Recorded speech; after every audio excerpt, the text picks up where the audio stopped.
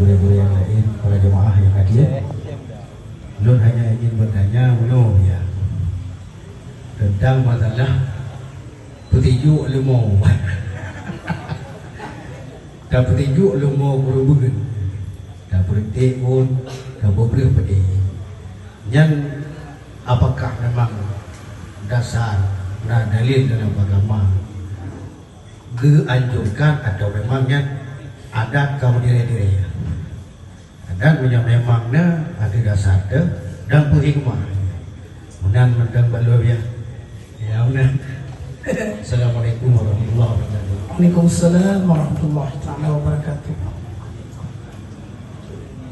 Jadi adat pesijut yang sebenarnya ini kejadian pada masa Rasulullah nepekawin Aisyah dengan Sayyidina Ali.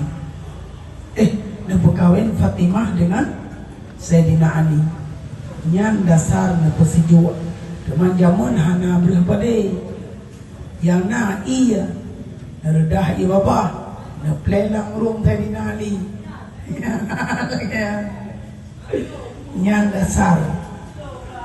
Soal jika kita ditanya orang kita tanya li para sahabat, ya Rasulullah kepun mana waktu nani tafaulan. Jawabannya sabuh tekan tafaulan menjadi tafaul. Tompokia menjadi tafaul. Tafaul al-ma'u bardan, ianya lupia sebagaimana lupia ia belupia rumah tangga, sebagaimana ianya alat bersejuk maka bersejuklah rumah tangga. Olehnya love dalam kitab Wasbah wa Nazaiyah tentang masalah adat orang Aceh gecok 7 boh bak kaya naliung tambo bak on sini jua nyan tiap on sini jua nyan dan man 70 on sini jua nyan na tafaul masing-masing ya walaupun hanya disebut apa diri kejadian roji na doa. Diri kejadian rodi na doa. Ber pada saka sirah menyuwangi nyan mandum tafaulat.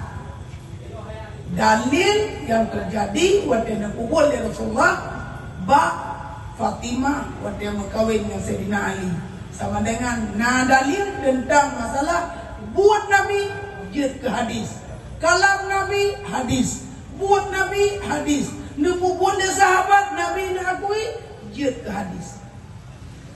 Ya, adapun petinju lumo, kan yang mana? Yang sebenar roji video petinju orang mengkorban. Orang mengkorban karena adat orang tuha jamu berhubung barangnya mandum jid tafaul dan diri barangnya jid doa maka betul jualah proba lumo.